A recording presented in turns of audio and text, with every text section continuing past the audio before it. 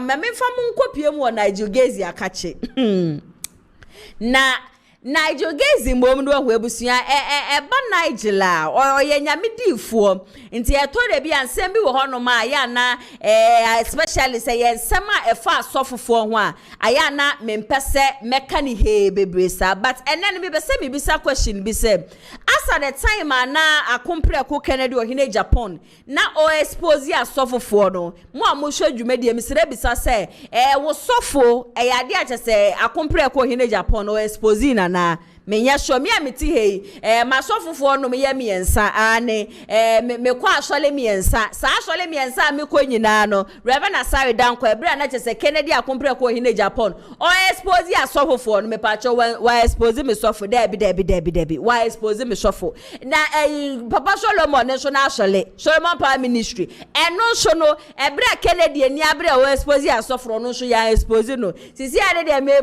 boss na asole so bosi ade abeka me Winning City Chapel International and na sap ebra na Kennedy akompre ko ohine Japan neni abidi a chese we expose asofofo no wa expose ye Winning City Chapel International nti eye me wan wasem hu se wo biti baby na okade bia se ade a chese akompre ko ohine Japan na oye against the church na oye against the church and na obeso ogunya nkopon asori chese na ensam de aya na edoso me ameti he me si de bia me kase se Kennedy oye ade na eye abusua fidie ma mebo na baso ba se Kennedy akompre ko ohine Japan ya ade na nya me akasa metwi nenim ma me fam nko way back the time ana Kevin Kennedy no expose asofofo no ma me bo sofu wedi obinim asa that time ebusua se wo fa wo TV etu metro eye Saturday anopa trust me se na ani enyan na enye kama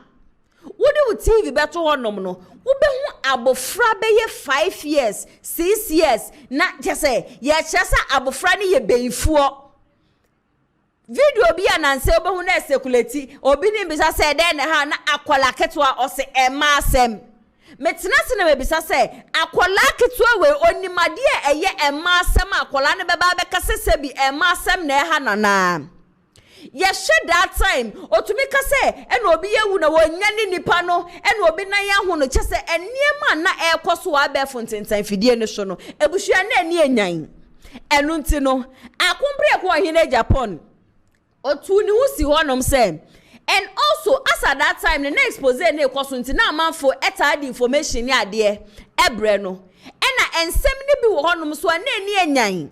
Inti that was when a Kennedy or Shas say or expose asofofo and ye bi wo hono ma obe hu ono awo your man FM hono ma no obi kura no e the news abre ne say me kwa sorry we sofo we ne mada sofo we ayemi say inti that time no ena na Kennedy expose asofo me amiti hey ma sorry sofo Kennedy ohine Japan na expose no ena eye niema bi asofofo ni bi ye ena ma that time Kennedy akompre ko ohine Japan o expose wo mu and one thing say NIGEL GAISIE kro ya ebusua emre bi atwemu NIGEL be ka say ya wa asofofo ni bi wo hono ma they need serious deliverance because they are fake ane NIGEL GAISIE video no wo ebusua ne ya bebo NIGEL GAISIE nankasa o ene betu nanum tuo ebe deye ena sofofo ni bi e fake ena sofofo ni bi to say ena sofofo ni bi men ye chese ensema no woka no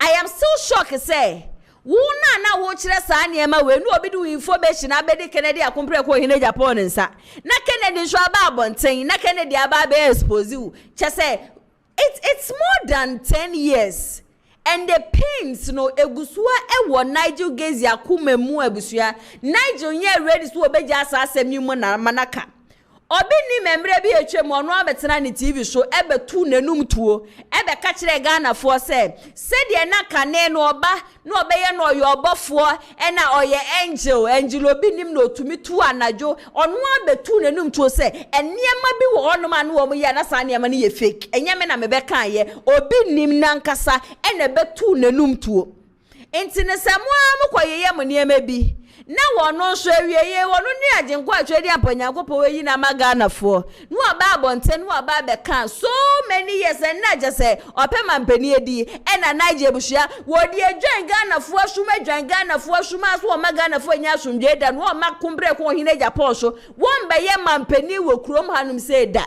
na bushia ni video no ono ankasa kasa kire say asofofo amu o manga na ebi ni here deliverance ne yenko na yenko tie sansem no emra sisia. Trust, faith, belief in the office of the prophetic no seems to be at an all-time low. Yeah, because of Kennedy Japan. Because of Kennedy Japan.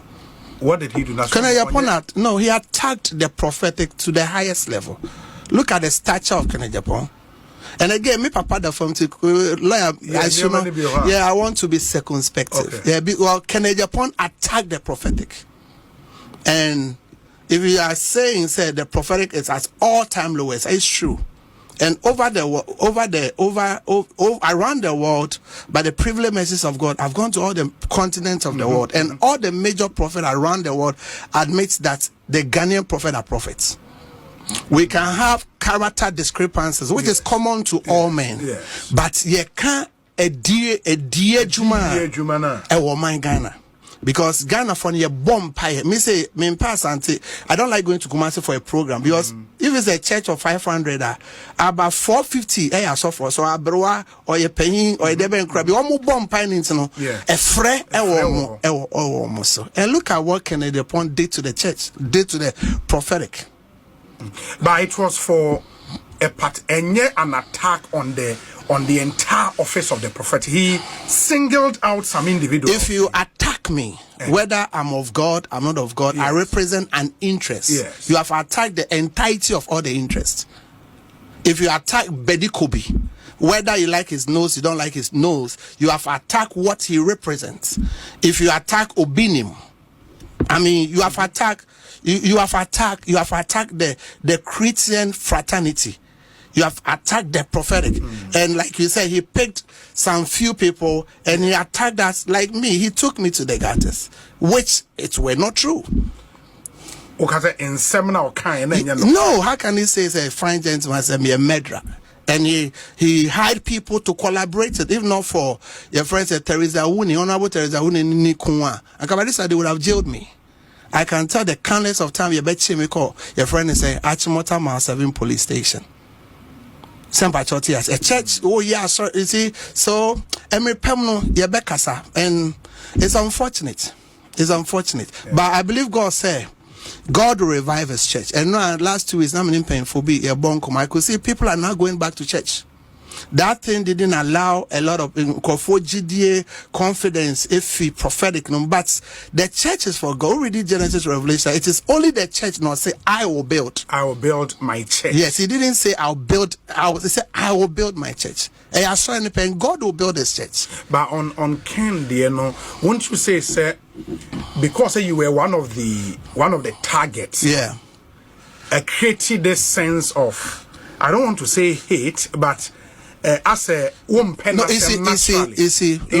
emotions make cloud your judgment about him. Yeah, what I'm trying to say, I mean, I'm not one of the people that pretend. Okay. I don't like Kennedy Japan. I can't like him. Okay. And since that day, we pray. Because of your because of what he did against me. And since then, me bomb tiano till today. But that is not of God. No, it's not a matter of what. It's not of God. Judgment is of God. Yes. Bible say. Near usinya me ejuma kwan yenyi nimfio me I have an assignment enti usi ejuma no kwan mebo ho pai say me nyankopon me radio frame no onyi nimfio sempa to say Apostle Paul can say na Alexander the coppersmith or how me pa osi nyankopon ejuma ho kwan enti in my life and in my ministry, and not just me, you have no idea. I saw for the share bonkom meetings. You have no idea the number of prophets that have died because of Kennedy Japan. Prophet? Yes. Died. Your friends, I don't have the permission of the family to mention his name. He died. TV, so he died. After that, his church. Nobody goes. He died. He has died. I could have committed suicide.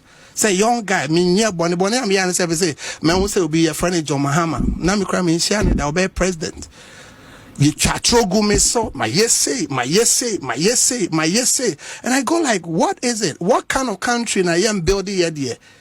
You call not like me, but you give me that space and me operate because I'm a fellow Ghanaian. And nation building, you hear software, you hear D4, you hear Obia to build nation. Yeah, but when people have information, and they publish that information into publication, it can be of several. Yes, please.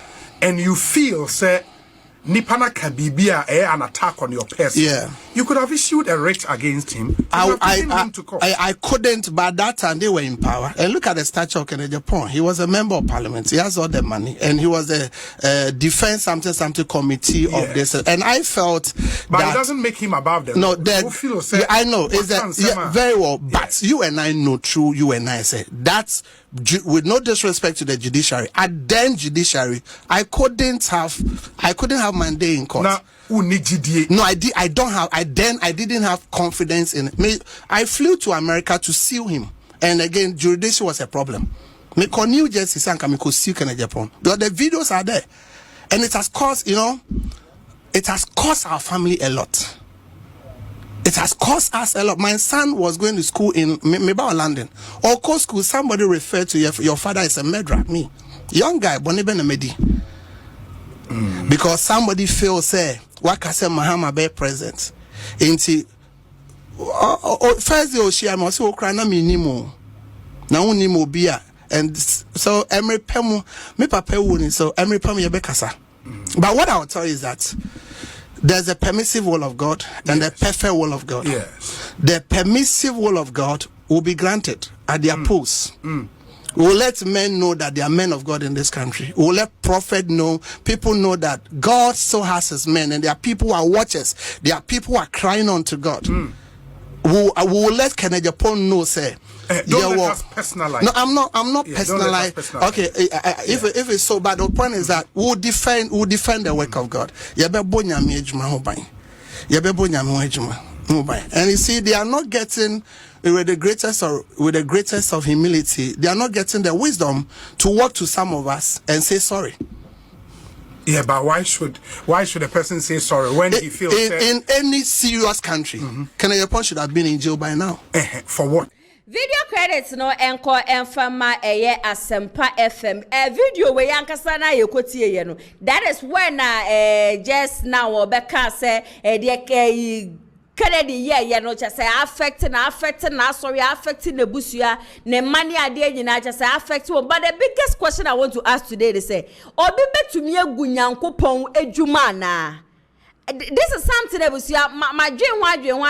Can somebody say Obia or say me yenya midjuma correctly ankasa say nya midjuma ankasa na meya onipa da seni bi ebetumi aba begunya midjuma na onipa bi eno asase so obetumi agunya midjuma se edjuma na wo ye ne ye edjuma che se ye no kore edjuma na wo ye no eye edjuma che se fini keka wa bi enu honom na wo di chedi ampo Nyankopon webusua o hata shuri wono na wo di ne ye edjuma no human being born on this earth and ebetumi agu Nyankopon wejuma. Nobody born on earth ebetumi agu Nyankopon wejuma. I repeat, nobody born on earth ebetumi agu Nyankopon wejuma. I just say bi ejuma na wo ye no efini keka wa bi wo ho ne ma bi a wo ye na je say entwe ye na enko ye. This same NIGEL GAISIE say dey make am say e ba na sofofo ho sensem abusua.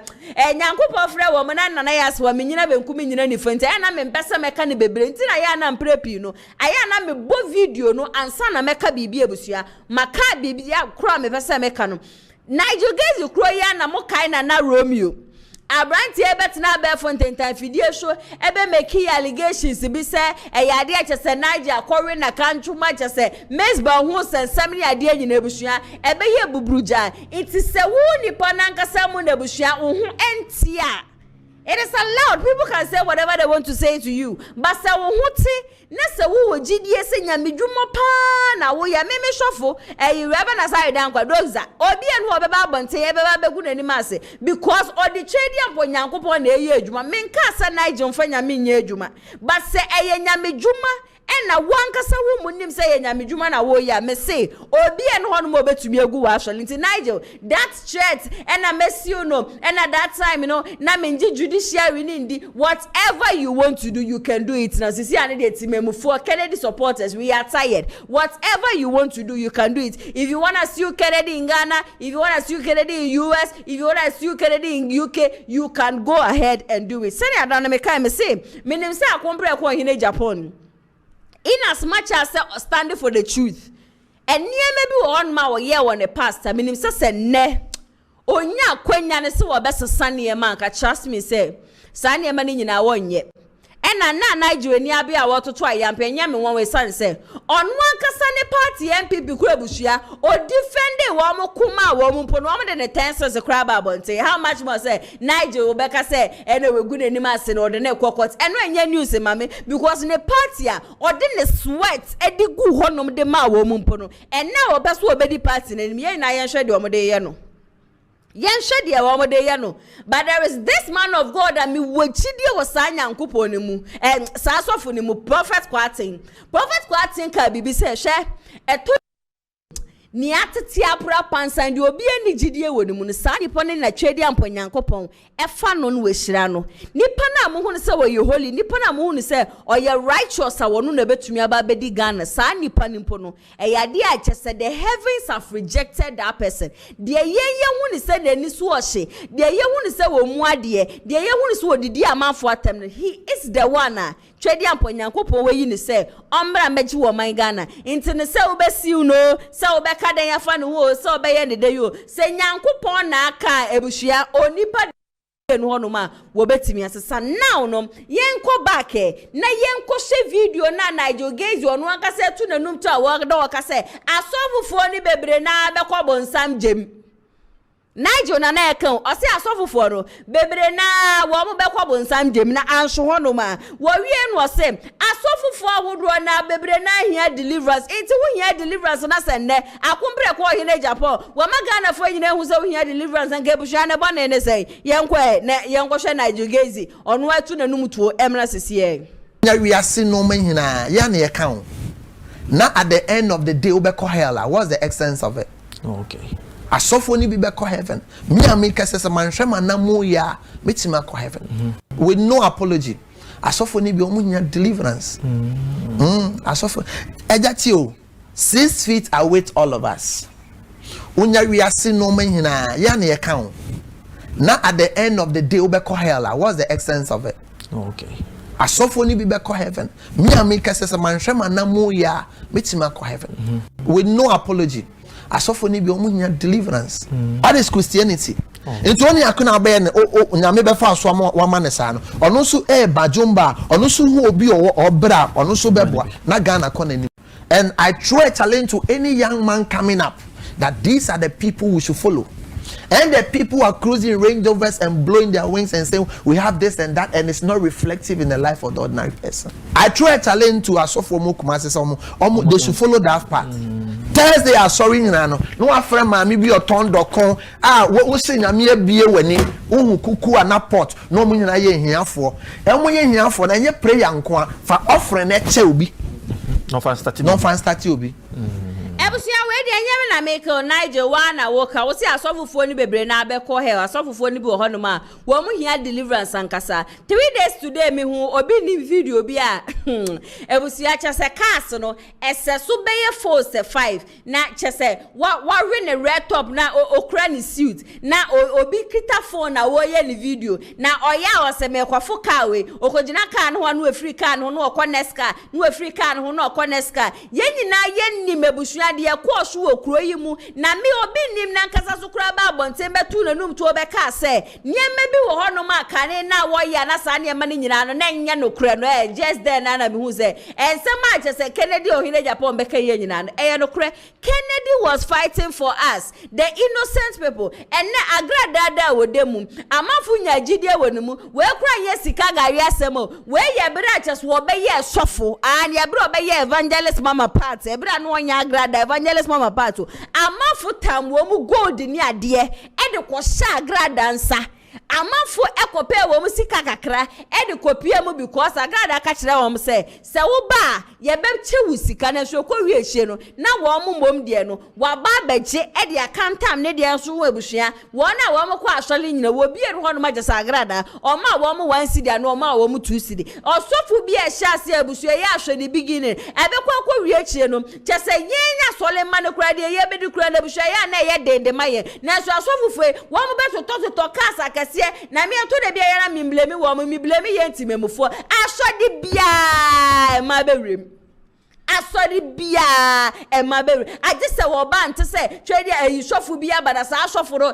chese onya ye hu na chese amafo teteto ade beche no no achinchim ne duku ono nko na wiase mo ha no atepo nyina no esi na betu be hu oba no not ya holiday nti ato de bia asofo fe wo mo de ye busua wo mo mfa yen na enna chese Nigel Gaisie Neni abedi etese wo condemn ya dia Kennedy okumpre ko hine Japan didi no 10 years ago no munim said that time the prophet AGYIN ASARE ono so bebo Kennedy abaso obebo Kennedy abaso e ka se ade na akumpre ko hine Japan ne ye no e ya de ye chese oma example se kura ma me bia chese sa ma me no ono de ofan krofu na wetreni wo mo ntine wo ye swafo na wo po obi manaba wa asole dem aba ye se de oye apache aba ye se de oye kwata aba ye se de nani efra ne ade nyina wo ba o charge wa neja wa ma nipa miensa wa mombra wa asole dem ntine swafo no oye o se wuni me wati midinda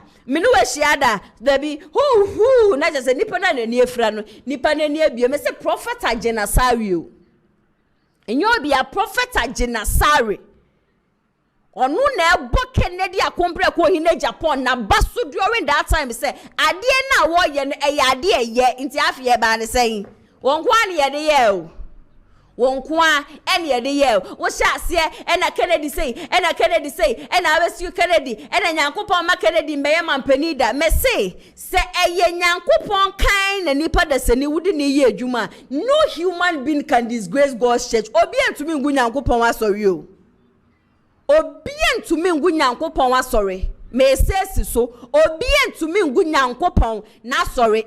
Enough of and sometimes you need to check yourself also. Maybe I mean can't say when you're righteous, maybe who am I to judge somebody? But sometimes you need to check yourself also. As they are Kennedy yem maybe a chim. Men casa de ye ni yo Debbie men casa, but one casa wumuno. Sometimes you need to check yourself because nana Romeo dia me boy, ebushamena me bekai.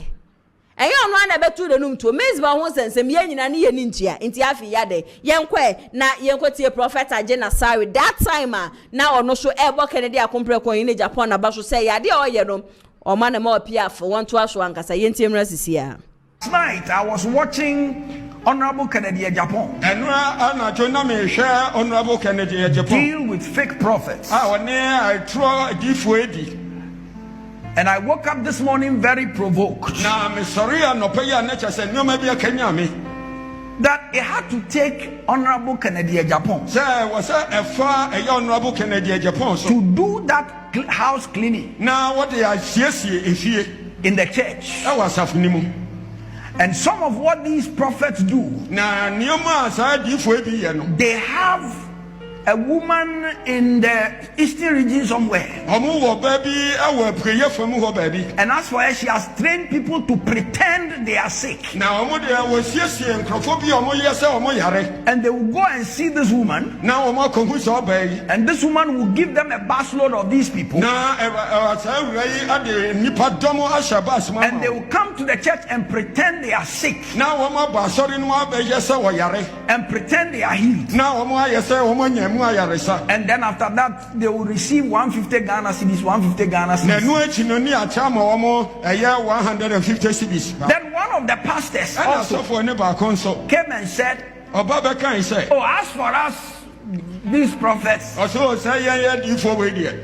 don't believe in holiness. The women who come to the church after everybody is gone, we sleep with the prostitutes, we drink alcohol, we do all kinds of things.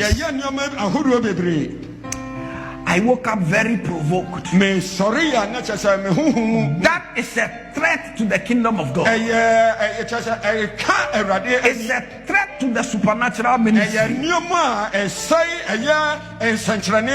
When I began in a miracle ministry, I didn't even like to lay hands. Because I want miracles that when God does it, you can't argue. I want miracles that you didn't say, oh, I touched it. No. I remember when we went to Kibi, a man got healed, and the whole town knew him.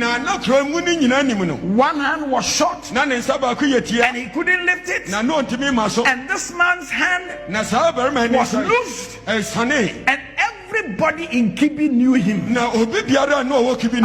I'm talking about miracles that are notable, undeniable. Prophet AGYIN ASARE ene yakwa kotie na ba che say that time na wo bo Kennedy abaso say ade a wo ye no e ade ye san say tie word no o use say or expose fake pastors. So Kennedy akompre ko hine Japan was never against the church. Nyankopon wa sori dan ya wasi tumi be na Kennedy was say ono no begu Nyankopon wa sori dan. Kennedy has no rights only sa to me no. A fake pastors na that time no na Kennedy ye against ozu bempa wo mu say Kennedy beka bibi for ozu bempa ho oso for Kennedy beka bibi fa na ho meti e so for Kennedy ameka bibi amfa na ho nti enough of Kennedy gu asore akompre ko hine Japan can never gu obi asore oni sa tumi odi begu obi asore eye twedi ampo Nyankopon na asore dan e na twedi ampo Nyankopon hwo na mani padom. If you are serving God in a righteous way, no human being born on earth and betimi egu na asore meto aso di amamu akwesi kwa aten so spokesperson e de ma compare ko hine Japan na ene no wono so aba reply eye NIGEL GAISIE na ono so ekotena asempa wa ba bia chese NIGEL kwotena ye na wakasa ye no one no so train telephone no so friend was ye Papa NIGEL aye ye wate dani de nyina ye ta to say wo ka asem ba wono de wo ka kire wo say Nyankopon fa Kennedy so say de be ya o de be sone eniema so esan se entetane na ya do osododo na amafu egu Nyankopon wadwuma inti no Kennedy wan sorry amfantia oso nyame asori na mbom no fake pastors and Kennedy sorry tia no wie no say Nyankopon wimpo sama Kennedy akompre ko hine Japan another chance say Sadia na wo ye mre bi etwem so expose asofofo no won san ye bioma onim se anka akompre ko hene Japan obeji atum no asan so expose asofofo credit no enko enfama Asempa FM yentie Kennedy ni spokesperson no emrasisiye. Good. And now we'll respond to Prophet NIGEL GAISIE in Semna na wo kase yes. Obi mama tofa. Sure. Asem Kennedy na say Obi. So we Pentecost elder. Sure. What was second make our asem? Dabi. No one comes off penny asem. Dabi. Then I so for be there. One more say you were kind of sorry tia omo. The no chair say sorry tia sorry ni na. Then you go praise be. Praise be moderator Ken and can asem. Asempa FM. On come so for penny asem. Domia bra assembly Trinity when be tria me tight. On come asem. So and the na wo de obeka ho asem na make up say the church as an institution has to come to a realization say it's made up of human beings, and so far as it's a human institution, it has its flaws and its strengths, and so when those flaws are very synonymous with the human individual and the human personality, they carry the call the churches any payer ni be jina nyame asem so to criticize ourselves near day abaye ho.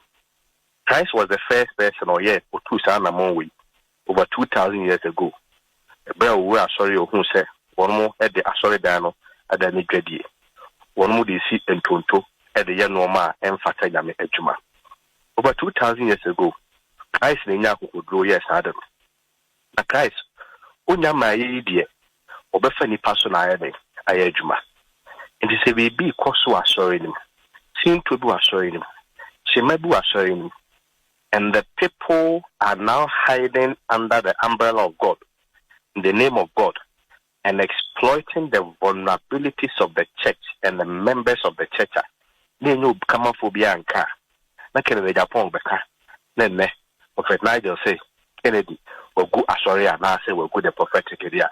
And yet I want to state it as a matter of fact to say anytime Kennedy Japong will get the opportunity again, God will use him strangely and mightily to still cleanse the church. One thing the Papa AGYIN ASARE time. Also about Kennedy Japong Basso. When Yaku drew, then Yankopon denied the house cleaning. And so what Ken was doing was not to say you or sorry no. Now opeso go sorry and opeso go asofu in be in my asset. Anything I just of biano. Then mum ni pebia.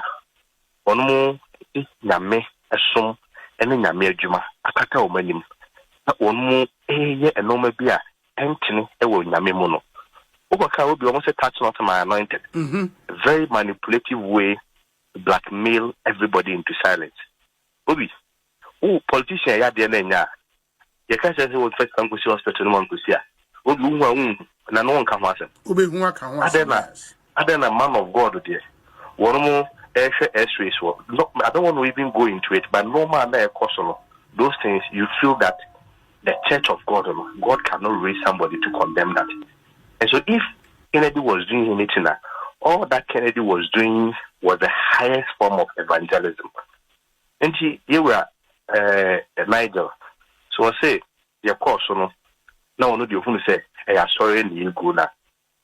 We just want to issue a reminder saying that we will be intimate with our sorry.